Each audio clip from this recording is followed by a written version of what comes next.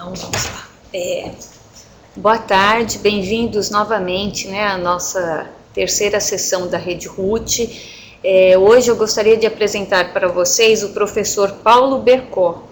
Ele fez a graduação em Engenharia Mecânica aqui na Universidade Federal do Rio de Janeiro e o seu mestrado em Engenharia Nuclear, também na mesma instituição. O doutorado foi em Engenharia Civil, no país de Gales, e atualmente ele é diretor do Instituto de Engenharia Nuclear, que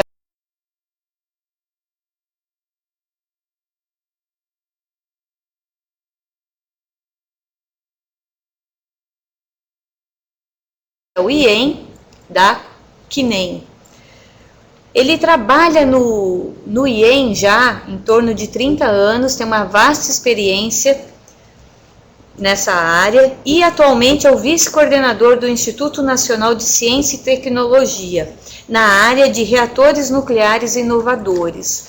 Tá? Vocês vão ter agora uma palestra com ele, espero que vocês gostem e no final eu volto para conversar com vocês. Tá? Boa tarde, professor. Sim.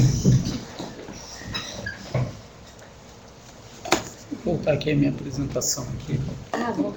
Tá aqui, só aqui. Bom, boa tarde, eu agradeço o convite para fazer essa palestra.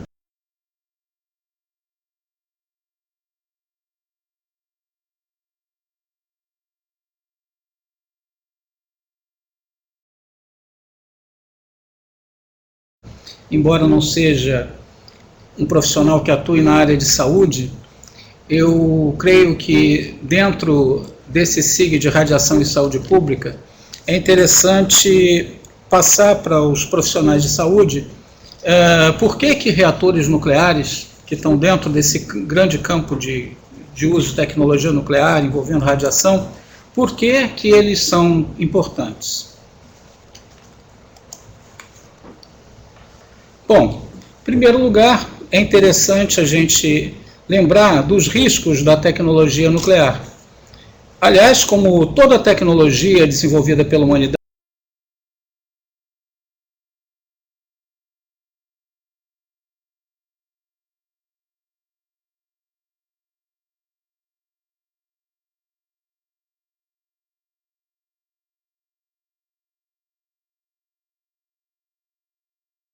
a tecnologia nuclear também tem seus riscos. A gente pode ter situações de exposição de trabalhadores, que é o caso que está aqui mostrado aqui na parte esquerda da tela, em que o trabalhador, ao se aproximar de uma fonte, ele fica exposto à radiação, mas ele se afastando, o problema, o dano que ele está sofrendo cessa. E a outra situação, que é uma situação que eu diria bem mais grave, de contaminação, quando de alguma forma, por ingestão ou por respirar algum aerosol, alguma poeira que contenha material radioativo, ele fica contaminado e fica tendo o dano dessa fonte prejudicando ele próprio, e também passa a se tornar uma fonte que vai gerar exposição em outras pessoas. Bom, se nós temos... Então, por que correr tais riscos? Se a tecnologia nuclear e a radiação podem causar malefícios às pessoas, por que então a gente corre tais riscos? Quais são os benefícios que justificariam essa situação de enfrentar esses riscos? Bom, no caso da medicina nuclear, para os profissionais de saúde, eu acho que já está bem claro todo o ganho que os procedimentos da tecnologia nuclear e da física médica trazem para a medicina, pois permitiram o desenvolvimento de um grande número de procedimentos, tanto para tratamento quanto para diagnóstico. Aqui na Comissão Nacional de Energia Nuclear, em várias unidades, inclusive aqui onde a gente está, o IEM, nós produzimos radiofármacos para uso, sobretudo em diagnóstico, e esses procedimentos já chegam a 2 milhões de procedimentos por ano, feitos com os radiofármacos desenvolvidos pela Comissão Nacional de Energia Nuclear. Então, no caso da medicina nuclear, acho que isso está muito claro, porque que há benefícios envolvidos. O que eu gostaria de abordar hoje é a questão dos reatores nucleares para a produção de energia. Por que é que nós precisamos deles? Então, esse é o foco dessa palestra aqui. E antes mesmo de entrar mais a fundo e começar a responder essa questão, por que nós precisamos dos reatores nucleares para a produção de energia, é importante ter em mente uma característica muito específica da energia nuclear. Ela é uma fonte de energia extremamente concentrada.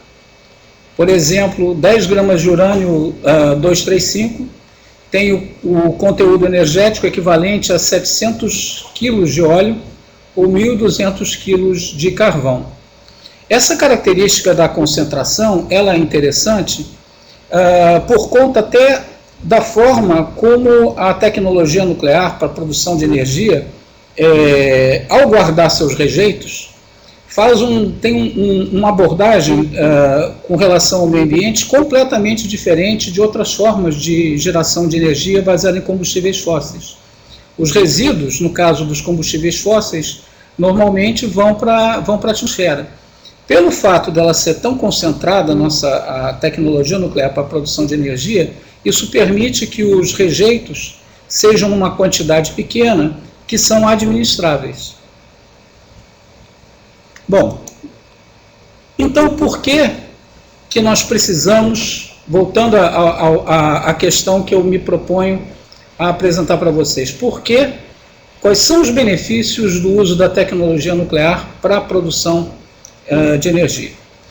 Primeira questão que fica claro nos dias de hoje é que a humanidade enfrenta um desafio muito grande. Nós temos entre 1/3 e 1/4 da população mundial que não tem sequer acesso à eletricidade.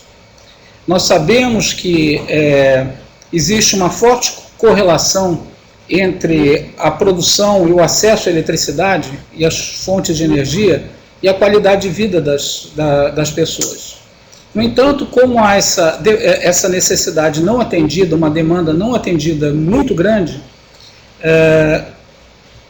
surge o problema de como é que a gente vai promover o desenvolvimento das nações na busca de maior igualdade, melhor distribuição da riqueza, dado que toda geração de energia tem impactos também para a mesma humanidade. Aqui eu mostro, para ilustrar essa questão da desigualdade do acesso à energia elétrica, um mapa da Terra à noite. É claro que nunca é noite na Terra ao mesmo tempo em todas as partes, mas aqui o objetivo é pegar à noite construir uma imagem da iluminação da Terra feita pelas fontes de energia elétrica, que mostram claramente que há regiões onde há uma enorme iluminação do planeta visto do espaço, nessas fotos de satélites, a América do Norte muito iluminada, a Europa, o Japão, inclusive o sudoeste da Ásia, já com bastante iluminação, a própria Índia, mas há regiões enormes, especialmente no hemisfério sul, e mais fortemente, mais claramente a gente vê na África, onde você não vê o mesmo nível de iluminação, portanto, essas populações não têm o mesmo acesso à eletricidade, que, como eu mencionei, tem uma grande correlação com a qualidade de vida. Mesmo no Brasil, a gente vê vastas regiões, fora do litoral brasileiro, onde a mesma situação acontece. Então, o grande desafio é como é que nós vamos aumentar o acesso a essa riqueza, que é o acesso às fontes de energia, sem causar grandes impactos para a humanidade. Como buscar uma maior igualdade dado que as tecnologias de geração de energia como um todo sempre têm, de alguma forma, algum impacto no meio ambiente. Aqui temos um gráfico onde se correlaciona para vários países o índice de desenvolvimento humano, que está na vertical, com o consumo de energia por cada um desses países mostrados no gráfico. A gente percebe que para os países que têm um menor índice de desenvolvimento humano e menor geração de energia, há quase que uma correlação direta. Você aumenta um pouco o acesso à energia e o índice de desenvolvimento humano cresce muito. Ou seja, exatamente nesses países que estão mais carentes, é que a chegada da energia elétrica vai propiciar uma grande melhoria no índice de desenvolvimento humano. Por outro lado, a gente repara que para os países mais ricos, fica até aqui, esse gráfico registra como alguma lição de casa pode ser aprendida para países que a curva, nesse caso, vai se tornando horizontal, e a gente vê que, por exemplo, a Itália tem praticamente o mesmo nível de desenvolvimento humano dos Estados Unidos, porém consumindo muito menos energia. Então, para os países desenvolvidos, realmente um esforço pode ser feito no sentido de conseguir o mesmo nível de desenvolvimento humano, econômico, social, com menos consumo de energia, mas isso não é a verdade para os casos desses países que eu mostrei antes, os não iluminados, onde realmente um pouquinho de acesso à energia elétrica representa uma grande melhoria na qualidade de vida.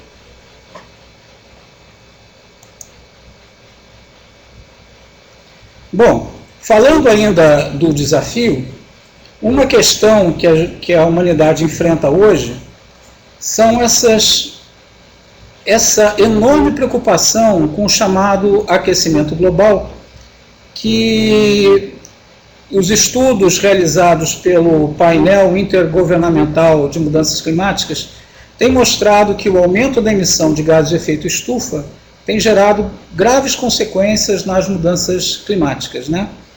E de acordo com esse painel intergovernamental sobre mudanças climáticas, o IPCC, que é patrocinado pela Organização das Nações Unidas, as emissões de dióxido de carbono estão entre as principais causas do aquecimento global. Aqui eu mostro para vocês um estudo do IPCC, né, o painel intergovernamental sobre mudanças climáticas da ONU, em que foram feitos estudos sobre cenários para as emissões de gases de efeito estufa. Bom, ninguém tem uma bola de cristal para saber exatamente como o futuro vai acontecer. O que o grupo do IPCC fez, os cientistas do IPCC fizeram, foram considerar um grande número de cenários diferentes de como é que seria o planeta Terra num futuro até cerca de 100 anos da época em que, como é que seria o desenvolvimento econômico e social do mundo em cerca de 100 anos a partir da data em que se iniciou esse estudo.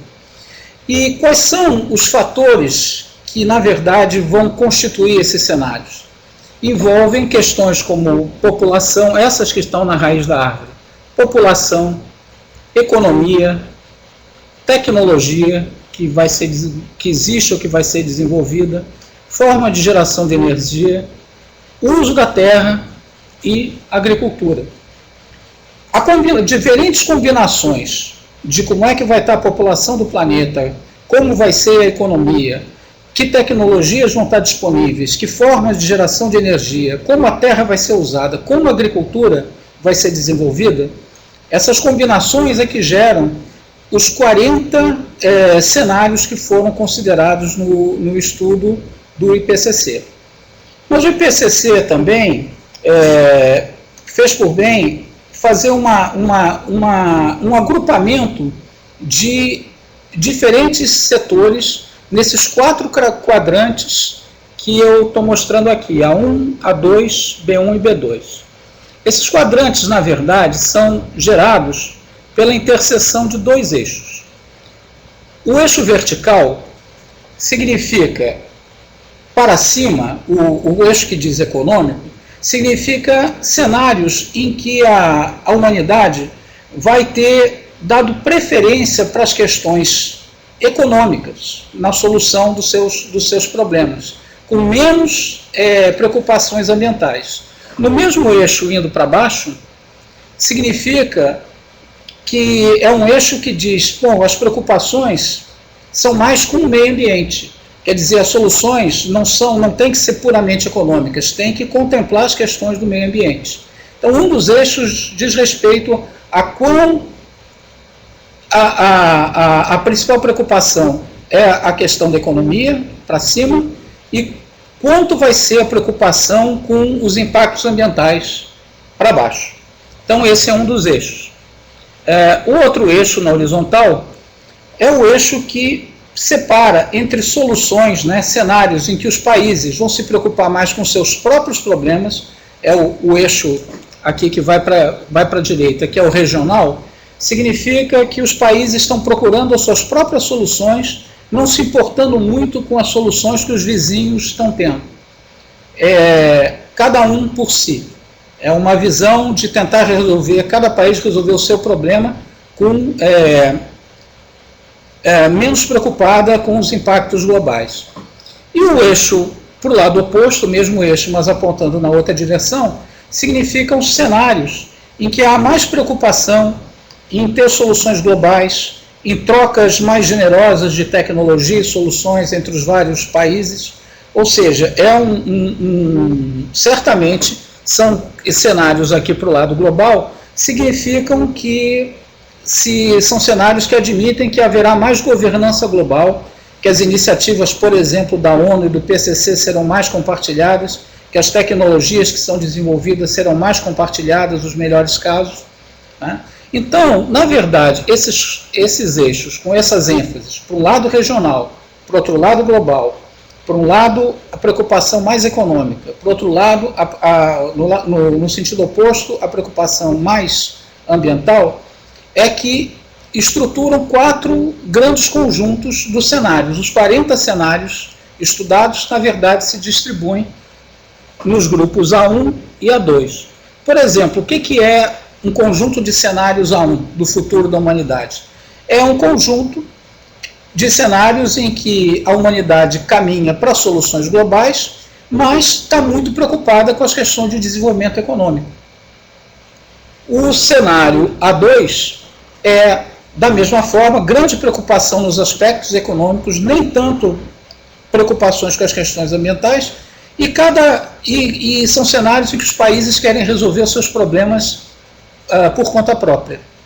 E aqui, por exemplo, temos o cenário B1, em que há uma maior preocupação com os impactos ambientais e que há também mais troca entre os países, mais preocupação em acordos que levem a soluções mais globais. Fica claro desse conjunto que o conjunto de cenários que agride menos o ambiente é o conjunto de cenários B1. Mas ninguém também pode garantir que é por aí que vai se desenvolver o processo histórico, e social e econômico da humanidade. Bom, exatamente pensando nesses cenários, foram feitas, considerando aqui a gente tem no eixo vertical o nível de aumento da temperatura superficial do planeta Terra, da superfície do planeta Terra, de acordo com os cenários estudados, e no outro eixo o nível, a passagem do tempo. O estudo é de 2000, então começa daqui. Então se estima a temperatura superficial da Terra, a evolução dessa temperatura superficial, a partir de modelos baseados nas emissões de CO2, sobretudo. E os níveis, os diferentes grupos de cenários são colocados aqui. E a notícia que a gente tem é que para cenários desfavoráveis, de como é que vai ser o futuro do planeta Terra, aqui na verdade, tem barras de erro, ou seja, modelos diferentes foram usados, alguns apontaram para maiores aumentos, outros para menores, mas o que é muito preocupante é que para alguns possíveis cenários de desenvolvimento do planeta, da economia, podemos chegar a ter até cerca de 6 graus de aumento da temperatura superficial do planeta Terra até o ano 2100. Para outros cenários, aumentos ainda da ordem de 1 a 2 graus. De qualquer forma, em qualquer um desses cenários, se verifica que há um aumento real, há uma expectativa muito grande de que em qualquer que seja o desenvolvimento, com o número de pessoas no planeta, com a entrada de outras pessoas para serem atendidas, que haverá um impacto na temperatura da superfície do planeta Terra.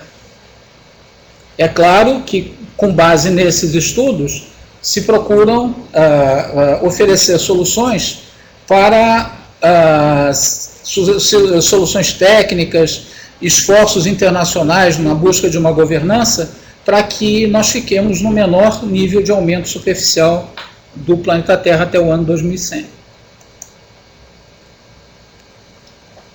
Uma conclusão importante do estudo do IPCC é que o uso de combustíveis não fósseis pode contribuir muito para mitigar esse aumento da temperatura superficial da Terra e, portanto, as graves consequências, especialmente de temperatura, sobre o clima. E, em particular, e aqui realmente já remeto para a questão dos reatores nucleares, o documento identifica a tecnologia nuclear como uma das tecnologias chaves para se atingir essa mitigação das emissões de CO2 e, portanto, para ter menor impacto sobre a temperatura superficial do planeta. Bom, então, do ponto de vista da superfície do planeta, do impacto que as emissões de CO2 têm no clima, fica claro que a energia nuclear tem um potencial muito grande para contribuir para as soluções e para diminuir o impacto das questões ligadas ao aquecimento global. Mas eu queria comentar também uma outra situação que a energia nuclear, a tecnologia nuclear para a geração de energia tem uma contribuição importante para dar. Porque além desses efeitos globais sobre o clima, a queima de combustíveis fósseis também traz sérias consequências em termos de impactos locais. A gente sabe que é uma preocupação nas grandes cidades a qualidade do ar. Cidades como Tóquio ou São Paulo, por exemplo, a gente sabe que a qualidade do ar fica comprometida pela queima dos combustíveis fósseis. É interessante também, eu quero mostrar para vocês aqui, que uma situação que é um incidente pouquíssimo lembrado, mas que vou trazer aqui para essa apresentação, que em 2002, por ocasião do 50º aniversário de uma fumaça negra que se estabeleceu sobre Londres em 1952, a BBC recordou aquele incidente, que em poucas semanas, em cerca de 3 semanas, tirou a vida de milhares de pessoas. 12 mil pessoas a mais morreram em Londres durante 3 semanas do que os registros normais de óbito na cidade. Aqui, então, eu tirei essas imagens das páginas da BBC em 2002, lembrando essa situação que se estabeleceu lá em 1952. O que aconteceu? Era isso, o pior momento desse incidente foi de 5 a 9 de dezembro. Era inverno, um inverno muito especialmente rigoroso, com muito fog. O fog é um processo natural nessas noites de de inverno, e ao mesmo tempo que o fog era muito espesso, digamos, o fog natural, as pessoas queimando muito carvão, a cidade continuando a sua vida normal, automóveis, ônibus, toda a sua vida normal, aconteceu um processo que é chamado inversão térmica. Essas camadas geladas da atmosfera que estavam em cima da cidade não conseguiam subir. Qual é o processo natural da dissipação do fog? A luz do sol passa pela camada do fog, daquela condensação, atinge a superfície da Terra, a Terra esquenta, então com esse aquecimento o fog sobe e há uma circulação. O que aconteceu nessa situação foi que ao mesmo tempo que era muito gelado, a fumaça muito espessa começou a tornar cada vez mais difícil para a luz do sol atravessar, e simplesmente o ar parava, a atmosfera ficava virtualmente parada em cima de Londres, e todo dia continuavam os automóveis a gerar a sua poluição.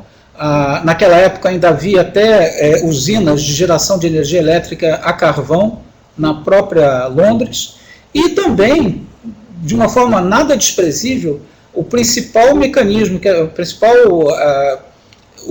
que a população usava era a queima do carvão nas suas lareiras, né, para se aquecer. Então, esse processo,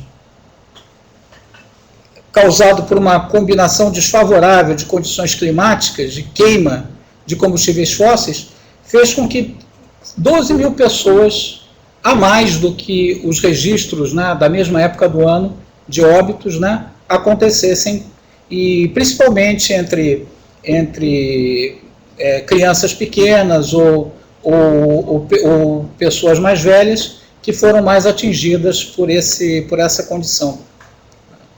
E apenas para mencionar, só essas 12 mil mortes que aconteceram em 3 semanas correspondem ao triplo do número de mortes atribuídas ao acidente de Chernobyl em 2006, até 2006, de acordo com um estudo realizado pela ONU, né? O Chernobyl Forum foi um estudo da ONU que tinha, de um lado, colaborando a Organização Mundial da Saúde, e do outro, participando também a Agência Internacional de Energia Atômica. Enfim, também na questão da poluição local, a tecnologia nuclear para a geração de energia vai ter também um papel importante na questão da qualidade do ar nas grandes cidades. A gente ouve muito falar dos carros elétricos. Sim, os carros elétricos, mas imagina substituir a frota de automóveis que hoje usam gasolina e álcool aqui no Brasil por automóveis elétricos. De onde vem essa eletricidade? Nós já temos uma grande dificuldade no momento até do abastecimento da eletricidade, quando nos dias de hoje, né, a gente sabe que às vezes em determinados momentos não chove o suficiente para manter as nossas usinas hidrelétricas funcionando adequadamente, e aí se torna necessário acionar usinas térmicas. Da onde vai vir essa energia a mais? O próprio deslocamento do uso da energia de combustível fóssil para mover automóveis elétricos, por exemplo, é uma demanda maior para a geração de energia elétrica no próprio país, e na verdade no mundo inteiro, nos próprios países. Essa eletricidade que vai abastecer os automóveis tem que ser gerada. Isso pode ser feito não só com a energia elétrica produzida por usinas nucleares, mas também já se vê a possibilidade de automóveis movidos a célula de combustível que tem o hidrogênio como o combustível que vai ser queimado. E o hidrogênio, nesse processo, o interessante é que o resíduo não é monóxido de carbono. O resíduo do processo da célula combustível é água, H2O. Né? E isso já tem estudos avançados com relação a isso, mas volta ao mesmo problema. Como é que vai se gerar o hidrogênio? Uma das formas que tem sido estudada é exatamente o uso de usinas nucleares, especialmente projetadas para a produção de hidrogênio.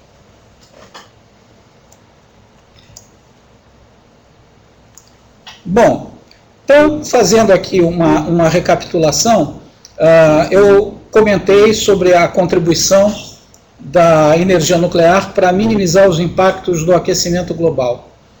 Também apontei aqui uma perspectiva interessante, que é, do ponto de vista da poluição local das grandes cidades, um caminho que se vê à frente é a substituição dos combustíveis fósseis para mover os veículos na cidade.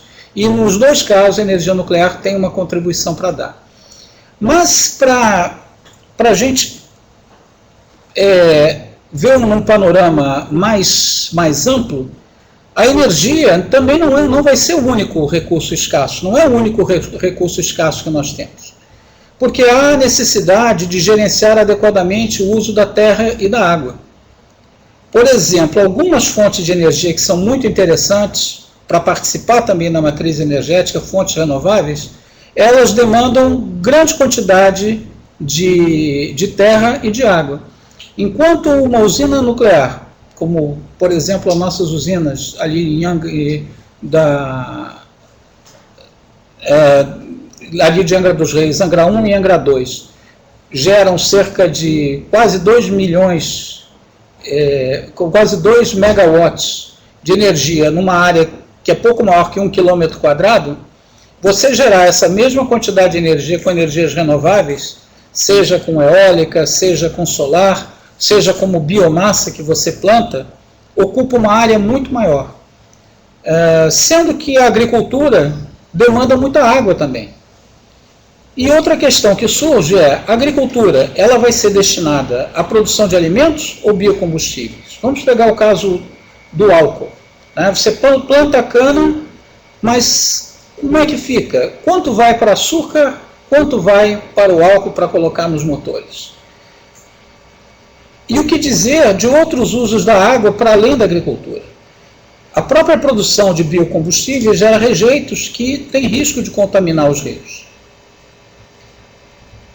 Quando a gente considera as energias solar e eólica, a gente vê que elas requerem áreas extensas, elas são dependentes do clima e carecem de meios eficientes de armazenamento. A eólica, por exemplo, está ventando, ótimo, está produzindo energia. Parou de ventar, você não tem a garantia daquela produção. Por isso que é importante lembrar que todas essas energias alternativas, elas são importantes, fundamentais da mesma forma que a energia nuclear, para a solução do problema. Mas para cada kilowatt que você disponibiliza a mais de energia alternativa, você precisa também garantir uma energia que você saiba que é independente do clima e que você possa armazenar.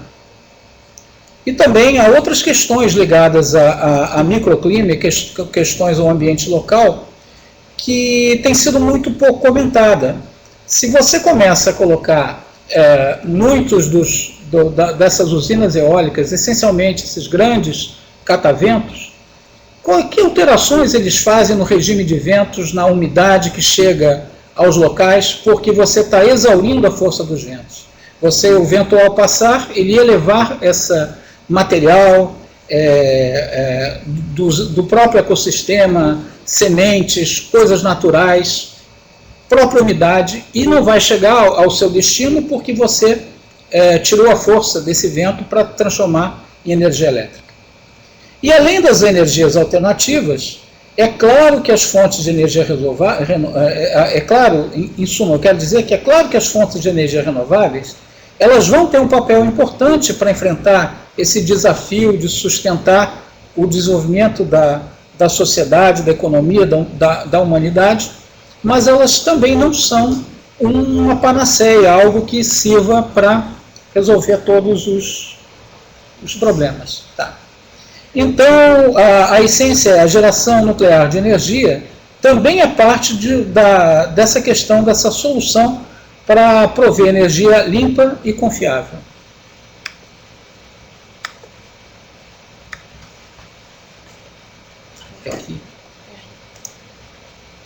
Bom, aqui nós temos como toda a tecnologia, a nossa tecnologia, que a gente usa, a tecnologia nuclear, também não fica parada no tempo. Há várias gerações que são consideradas tecnológicas da energia nuclear.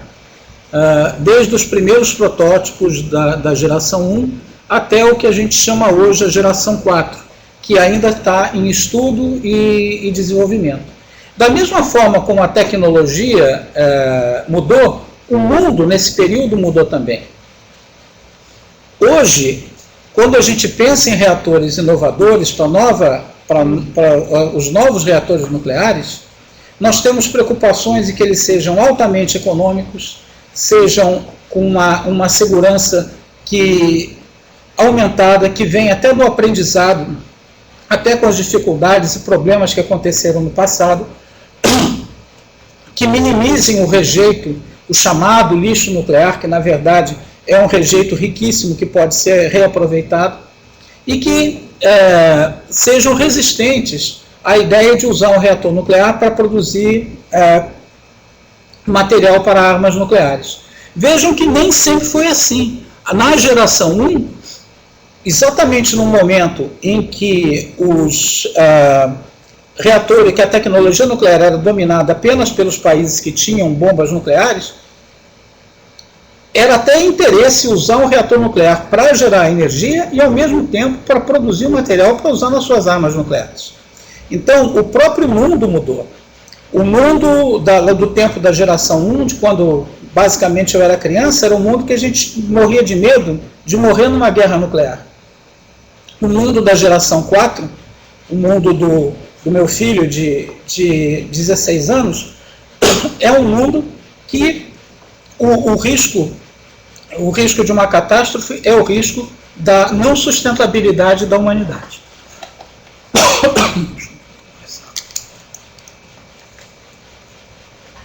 Enfim, só para finalizar, os requisitos dos reatores nucleares de quarta geração, que são os reatores voltados para os problemas do mundo de hoje, são reatores que vão buscar como princípio a sustentabilidade, portanto, a minimização do rejeito nuclear, competitividade econômica, ou seja, produzir com baixos custos, uma segurança e uma confiabilidade que o sistema vai estar sempre gerando energia quando demandado, e, importantíssimo, coerente com os dias de hoje, com que sejam resistentes à proliferação das armas nucleares. Para concluir, então, eu volto ao que eu já mencionei, que a geração nuclear de energia, ela não é uma panaceia para resolver todos os problemas, mas ela, junto com as energias renováveis, junto com um uso mais consciente dos recursos de energia do planeta, do próprio consumo, a geração nuclear de energia também é parte de uma solução para prover energia limpa e confiável. Então, agradeço. Obrigado, então.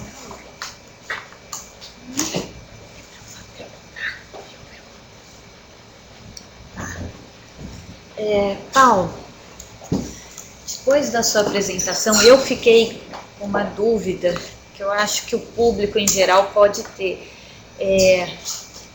Agora você pega para mim ali o papel, por favor. Obrigada.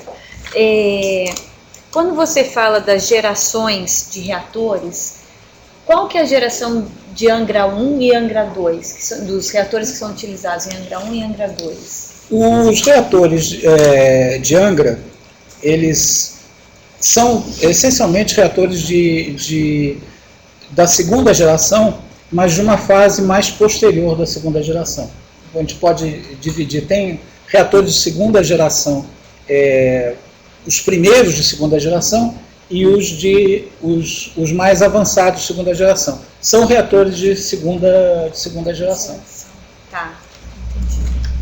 E aí, preparamos algumas perguntas. Essa primeira? Então, qual o estado da arte das tecnologias para o aproveitamento dos resíduos das usinas com relação aos reatores? Olha, o que se sabe é que a energia nuclear não é sustentável sem haver reprocessamento de combustível. As tecnologias que usam, como é usado hoje no Brasil, o chamado ciclo aberto, é até uma contradição em termos, se está aberto, então não é um ciclo, mas esse é o hábito. O que seria o ciclo aberto? Você minera o urânio, processa ele adequadamente até fazer os elementos combustíveis que vão para o reator nuclear, são usados no reator nuclear até um certo nível de utilização e depois são colocados de lado e não reaproveitados. Essa forma de exploração da energia nuclear, ela não é sustentável porque vai esgotar os recursos de urânio do planeta, de materiais físseis, né, que são usados como combustível nuclear. Então já se sabe que para dar uma perspectiva de sustentabilidade para a tecnologia nuclear é necessário reciclar esse combustível. O que acontece é que nesse processo, quando termina de usar na usina nuclear tipo de Angra 1 e 2, o combustível nuclear ele é colocado como rejeito, ele ainda tem 99% de energia utilizável ali. Ele só não foi queimado mais porque isso provocaria desgaste no material que está nas varetas combustíveis que poderiam, então, vazar. Então, esse é o ciclo aberto. O que se sabe é que o mais adequado para dar sustentabilidade é fechar esse ciclo, reprocessar o combustível, porque ainda há muita energia ali disponível para ser utilizada. Mas isso entra, se você não avançar a tecnologia, entra em conflito com a ideia da não proliferação. Tem que ser desenvolvidas técnicas que permitam acesso a esse combustível, que ainda tem muito valor ali, mas que não gerem riscos de que alguém desvie para fazer uma arma. Então esse é um dos desafios, é compatibilizar o reaproveitamento do combustível usado, ao mesmo tempo que se produz uma tecnologia que não possa ser usada para fins indevidos. Mais uma pergunta do público. Com relação ao acidente de Fukushima, qual foi o número de vítimas fatais devido à exposição e ou contaminação nuclear? Olha, até o momento não há registro de que qualquer pessoa tenha morrido em função dessas questões. O próprio acidente causou algumas mortes na usina, mas foram simplesmente por consequência do próprio terremoto ou da tsunami que se seguiu. Mais uma pergunta. Que inovações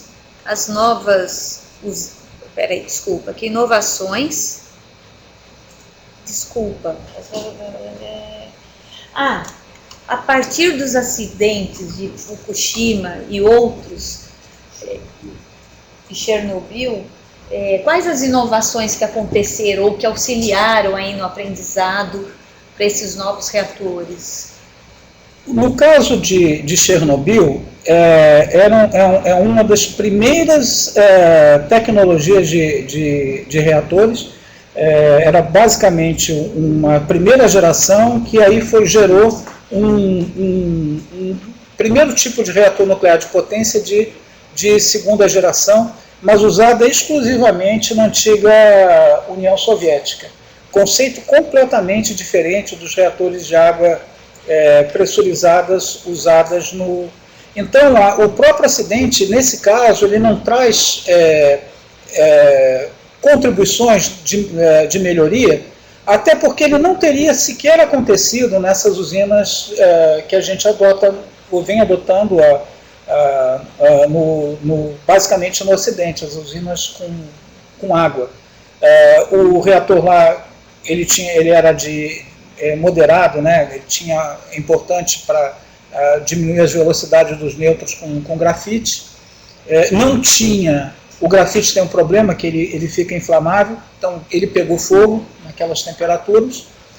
Só pelo fogo, pelo próprio calor que foi gerado no fogo, significa que surge uma coluna que sobe para a alta atmosfera a grande velocidade, pelo próprio calor, da mesma forma que um balão de ar quente sobe, aquela fonte de calor levou aquele material para cima. E não tinha o chamado prédio de contenção, que tem nas usinas, por exemplo, como as que a gente tem em Angra 1 e Angra 2.